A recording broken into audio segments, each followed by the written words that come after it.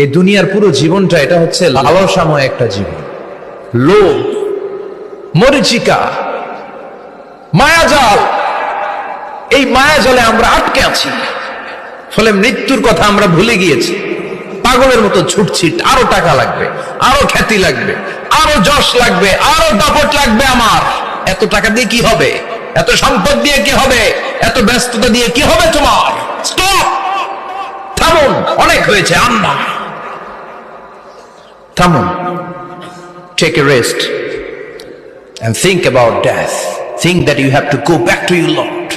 একটু বসেন না, একটু ভাবেন যে আমাকে চলে যেতে হবে, চলে যেতে হবে। এই কোলাহল, এই ব্যস্ততা, এগুলো থাকবে, থাকবো না আমি। সাইয়েদনা ওমর ফারুক বলেছেন, মুতু ক্বাবলা আন তামুতু, মরার আগে একবার মরো। হাসিবু ক্বাবলা আন তুহাসাবু আলাইকুম, তোমার হিসাব নেওয়ার আগে তুমি একবার নিজের হিসাবটা করো না। কাগজ বের করে একটু লিখো না, কি কি ভালো কাজ করছিলা, যেগুলো দিয়ে নাজাতের ওসিলা হতে পারে। 1 2 3, আর কি কি আকাম কুকাম করছো দেখো না।